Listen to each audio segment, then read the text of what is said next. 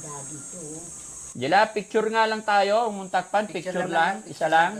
Dali. Kung talagang kamukha mo si Lola. Picture lang na. Picture lang. Eh, hindi na kita pati. Hindi tayo Picture lang na. Di ba gusto mo makita mo yung tsura sa picture? Lagi nakasalamin yan. Laging nakasalamin. Isa pumupunta dyan sa loob ng kwarto ng kuya ko, nananalamig siya. Si Lola naman. Lola, ano masasabi ni Lola kay Nanay Kati? Dalawa manugang mo nandito. Paano yan? Ay, lagi hindi kami usap dito eh. Lagi kayo usap ng mga manugang mo. Dalawa. Oo, diyan kami parang walang nangyari. Para wala nangyari. Oo. Masaya ka ba, Nay, na dalawa yung manugang mo? Siyempre, Ay, hindi ako inaaway. hindi ka inaaway. Hindi. Mababait yung manugang. Oo. Masarap maraming manugang kasi maraming makakatulong, no? Hindi away-away. Hindi away-away. Nagsasama-sama kami dyan, No. Napakaswerte ng nanay kasi dalawang manugang. Mas maswerte si Tatay Alan. Di ba, Tatay Alan? Salamat sa Panginoon. Tay, kumusta naman si Angela dito? Okay naman po siya, nahalagan din po namin siya. Tapos pag tuwing umalis kami, sinasama-sama ko tulad po ngayon. Tapos tuwing linggo po, pinagsisimba po namin siya. Very good. Kasama namin po siya. Mm-mm. May ano rin time na nagtatanggal siya ng kamay pag napapagod siguro. Pero hindi pa rin niya maalis-alis yung pag-ano niya sa mukha niya, yung pagtakit-takit. Okay lang yan, basta lagi nyo lang kakausapin. Tama yon sa palengke, isama nyo lagi. Tapos tuwing nagsisimba po kami sa simbahan, sinasama po namin siya. Dinadala na namin siya ng sariling upuan kasi minsan pag puno na walang maupuan, sinapo po namin siya. Sasanayan nyo siya makasalamuha sa tao para maalis na Ito yan. ang ginagawa ko kaya tuwing umalis kami, sinasama-sama ko siya. Kumusta naman silang magkakapatid tatlo? Okay naman po, pagka katabi nilang natutulog, tapos pagka umaga, sila kasama niya, tinitimpla ng gatas, pinapaalmusal, bago kumain ng gamot. Sana tayo mapag-isipan, mapag-aralan mo rin kung paano siya makapag-aral ulit. Opo. Parang napanood ko yata si teacher yata kung magtuturo ko sa college. Opo. Tapos na parang nabanggit niya yata na papayag po yung mga netizen na mag-aral siya doon. Mm-mm. Papayag naman po ako kung para sa kabutihan niya, wala namang problema sa akin, basta para sa kanya. Mm-mm. Kaya, Opo. willing ako basta kung ano kakabuti po niya. Mm-mm. Kasi Yes. kung dito medyo mahirapan siya mag-adjust kung paano mag-aral kasi sa edad na niya, Opo. nahiya na rin siya. Mm. Kaya kung maganda kung magtuturo doon si teacher, di iyan po si Angela para maturuan siya. So, ibig mo sabihin tayo, gusto mong payag ka na or gusto mo ibalik si Angela sa shelter Opo, pag magtuturo po si... pag magtuturo si ano. Para maturuan po si Angela Sige po. na makapag-adjust siya, na makarecover. Kasi kung dito lang, iniisip ko kung tulad ng pag tinatanong namin, gusto mo mag-aral, umayo siya, siguro iniisip niya dahil sa edad na rin niya. Mm-mm. Baka nahiya na rin siya. Sabi ko, kung maganda kung magtuturo si teacher, para at least doon, hindi siya nahihiya, Yes.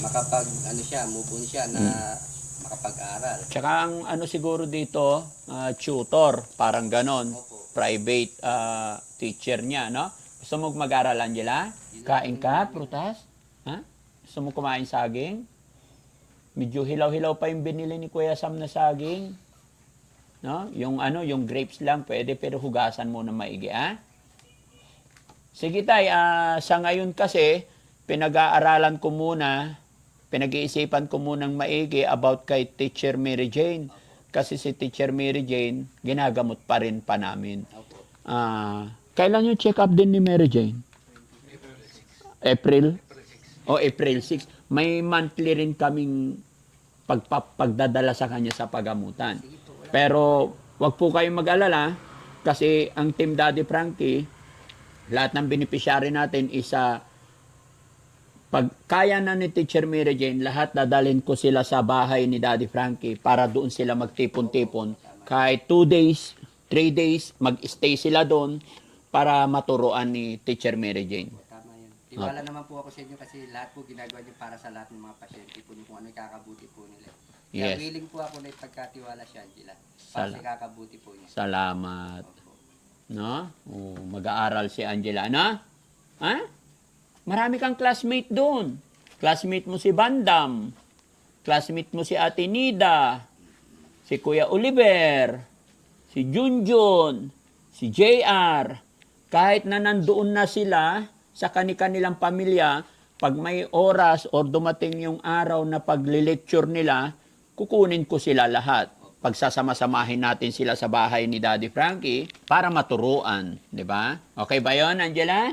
Kumusta yung mga ate mo dito? Inaalagaan ka nila? Ay, very good. Kumusta si Mama Remy? Ha? Dalawa na mama mo, no?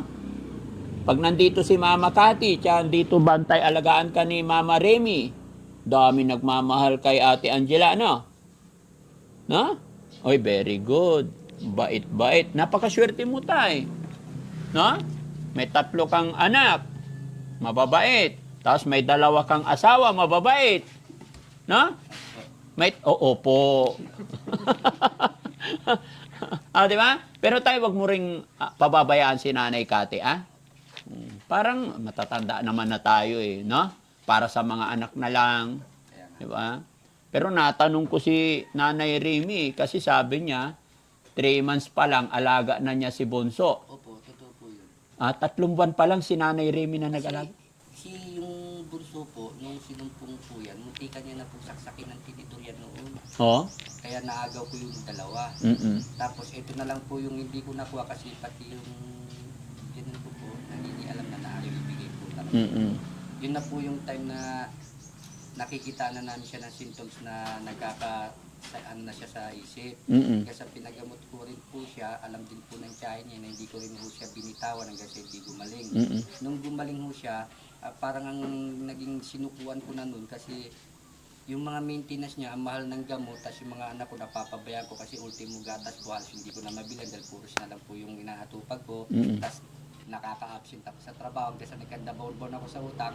Kinausap ko po yung binanto na masinsinang sinauli ko po. Sabi ko, ma, di ko na kayang mapagtyagaan yung anak nyo kasi sa gamot pa lang, hirap na ako, isoli po muna sa inyo. Pero nung time na yun, medyo magaling na po siya. Maintenance na lang po yung tinitake niya. Eh ang kaso, yung gamot na nagkakalaga ng, kung di ako nagkakamali, 50 pesos, mahigit ang 1 piraso, pinagtatapon lang ho niya. Kaya doon ako parang napaisip-isip na nakikita ko yung mga anak ko, gatas na nga lang na birban, halos hindi ko pa ho may bilihan. Kaya binigay ko muna ho sa nanay niya. Sabi ko mag-focus muna ho ako sa bata kasi hindi ko na naalagaan. Halos nagkanda-baon-baon na ako sa utang, hindi pa ako nakakapagtrabaho. Pumayag naman po yung biyanan ko hanggang sa nag-focus na lang po ako sa mga bata. Yun po yung naging dahilan din. Kasi nabinat ho sa panganganak ko. Nabinat siya sa panganganak. Oo, kasi may katigasan din ng hulo yun.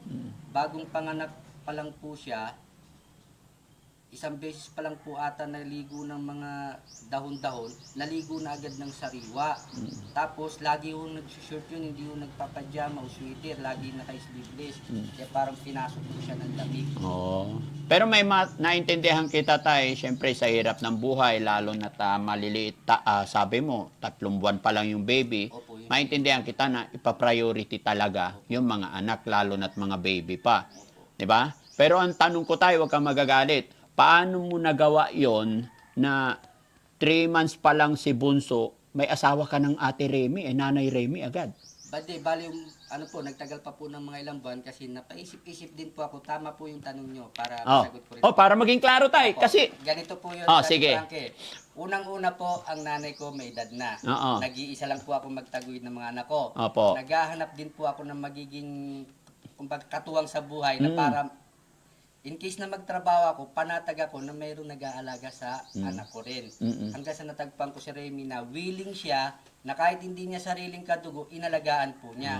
Hanggang sa nagkapalagayan po kami, nasabi ko sa kanya, nag-usap po kami, magsasama tayo, tanggap mo ba kung anong meron ako? Tanggap din naman po niya. Biro niyo po kasi 3 months years old, mag-aalaga ka ng hindi mo anak. Pero siya po tinanggap po niya. Yun din ang naging rason ko, nasabi ko, kailangan ko rin siguro mag-asawa ng, hindi ko naman masasabing parang kumbaga mapagkakatiwalaan po. Na kahit iwanan mo yung anak mo, alam mong safe sila, na hindi papabayaan. Kaya yun po naging rason ko po na napilitan din po ako mag-asawa agad dahil po din sa mga anak ko na may mag-aalaga in case na nagtatrabaho po ako. Okay. At least tayo na-explain mo kasi alam ko nababasa nyo rin yung mga comment. Masamang-masama na po nga po ako. At least ngayon tayo, dahil pagdating ko rito, nakapag-usap kami ni Nanay Remy para ma-explain mo rin na hindi ka nag-asawa ng 2 sabay. Hindi po. Tumagal pa po yun. Tapos yun nga po, na-realize ko na nahihirapan po ako kasi Pero paano mo ipaliwanag, Tay, na sabi mo nagtagal pa yon, pero sabi ni nanay, 3 months pa lang, inaalagaan na niya yung bunso? Ano pa po, bali nung 3 months po siya noon, inalagaan niya, pero matagal pa po yun, baka nagkamali lang po, kasi hindi lang 3 months years old yun. 3 months old siya nung nagsinusumpong na siya, pero Oo. tumagal pa po ng mga siguro 2 buwan, 3 buwan, ganun, bago po siya. So sabihin natin 5 months bago Oo, dumating ganyan si po. Mama Remy, no? Pero okay na yun, at least naipaliwanag mo yung side mo. Pasensya ka na, Tay. Ako, Yun. Gusto ko rin po maliwanagan yung mga netizen na baka isipin na kasi masama na ako sa mga sige, Tay, bigyan kita ng chance pagkakataon. Ipaliwanag mo ng maayos kung paano kayo nagsimula ni Mama Remy. If okay lang po. Okay lang po. Okay. Sa mga netizen po na ang pagkakaalala nyo po sa akin po lahat ng mga problema, hindi po. May rason po lahat yun. Hindi, ang pagkakaalam nila, Tay, babaero ka daw eh. Ay, hindi po. Sige, ipaliwanag mo po. Tumatawa si Angela eh. Unang-una po kasi inisip ko yung mga anak ko habang nagtatrabaho po kasi ako, walang may iwan sa mga anak ko na mag-aalaga. Lalo na po yung bunso ko, 3 months years old pa lang siya, nung nagkaganon po yung nanay niya na nagkahiwalay po kami. Hanggang sa na-realize ko po kasi na kailangan ko po rin ng katuwang sa buhay na mapagkakatiwala. Sabi na po natin mapagkakatiwala kahit hindi na lang po natin sabing mapagmahal. Yun na lang po mapagkakatiwalaan, doon na lang po tayo. Siya po ang nakita kong willing siya natanggapin kung anong nakaraan ko. At yun na po, tinanggap din naman po niya hanggang sa nagkapalagayan po kami. Siya na po ang umako ng responsibilidad na dapat po sa amin dalawa po ng nanay niyang nauna. Kaya willing naman po siya, kaya thanks God na hindi niya po rin kami pinabayang hanggang sa ito, hanggang sa uli. Hanggang sa napalaki niya po yung dalawang mga anak po. Kaya sa mga netizen, pasensya na po kayo kung ano man po yung mga nakikita niyong pagkakamali ko po. Lahat po yung may mga dahilan po yun. Salamat po. Yes. At saka, ang pinakamaganda ngayon is pati si Nanay Cathy, nakakapunta na rito ayon sa kwento ni Lola. Opo, nakakapunta po siya. Nagpupunta na rito at nagsasama-sama na sila. Hindi na siya itinutulak ni Lola. Hindi na, Lola. Lola, dito ka, Lola. Tinatigil ako. Ha? Hindi ko tinutulak. Hindi mo na tinutulak. Opo. Pinakain ko pa kahapon. Pinakain mo na kahapon. Malanghali ka. Nananghali. Oo. Pinakain mo na kahapon. Sabi niya, hindi pa ako nananghali. Ito, oh. Gusto niya, puro kape. Magtimpla ka ng kape mo. Actually, Nay, isa rin siya sa mission namin today na gusto namin siyang puntahan doon. May dala rin kaming prutas para sa kanya. Pero mas maganda rin sana kung makita namin na nandito siya, na masaya siya makabanding para baka sakali isa. Iba-iba po kasi yung araw nito niya. Parang kumbaga maisipan lang niya. Oo. Pumupunta siya. Minsan pabigla-bigla kahit alas 12 tapat po, nagugulat na lang kami, nandiyan na siya kagad eh. Mm-mm. Parang kung anong maisipan niyang araw, oras, basta-basta na lang siya pumupunta rito. Walang schedule na punta niya rito. Oo. Pwede. At least. Nakikita naman po. Oo. Para hindi na niya isipin na itinatago natin. Para kay Angela rin yon pag gumaling na siya. Minsan may mga dala rin siya pasalubong, kaso lang, inaawat ko dahil yung mga bawal din po ang binibigyan yung mga matatamis, soft drinks. Inaawat ko na lang po, pinapaliwanag ko na hindi pwede sa kanya kasi nagpapagaling siya, bawal sa kanya yung mga matatamis.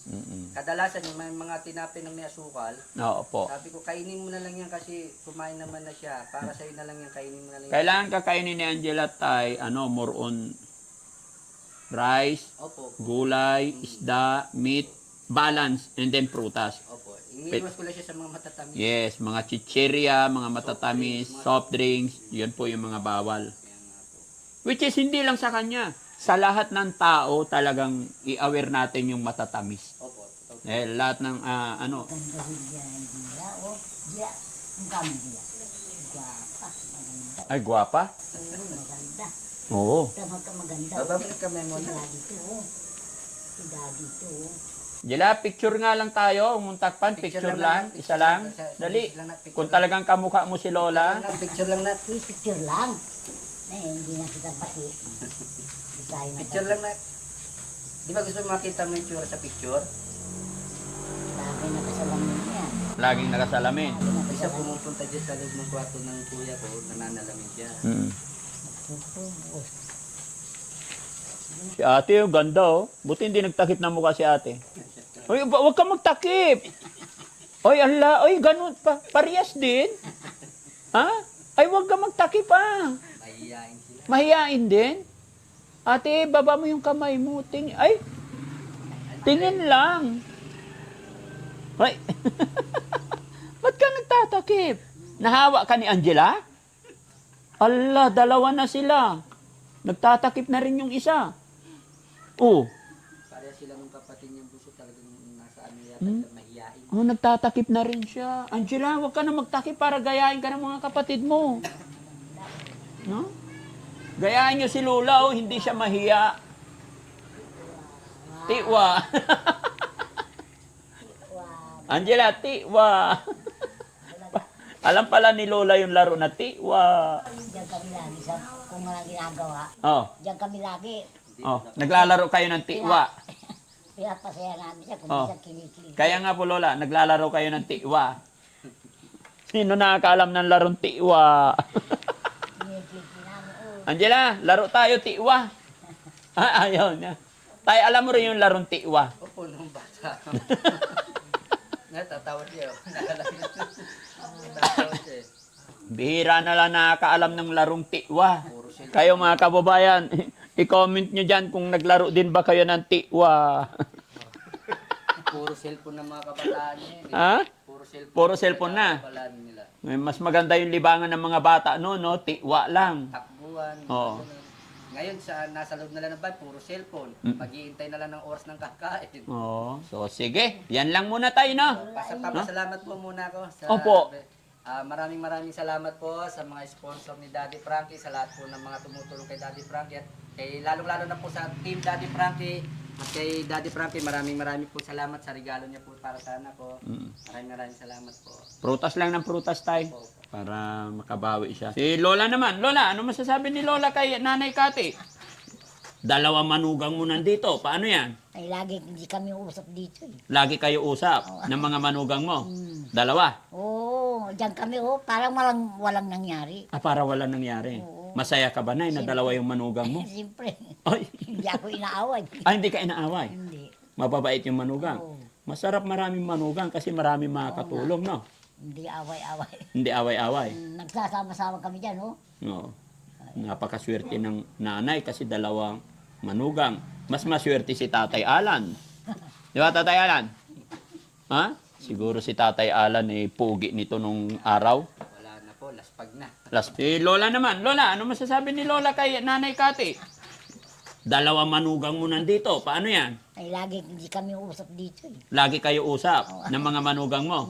Dalawa. Oo, diyan kami parang walang nangyari. Para wala nangyari. Oo. Masaya ka ba na dalawa yung manugang mo? Siyempre, Ay, hindi ako inaaway. hindi ka inaaway. Hindi.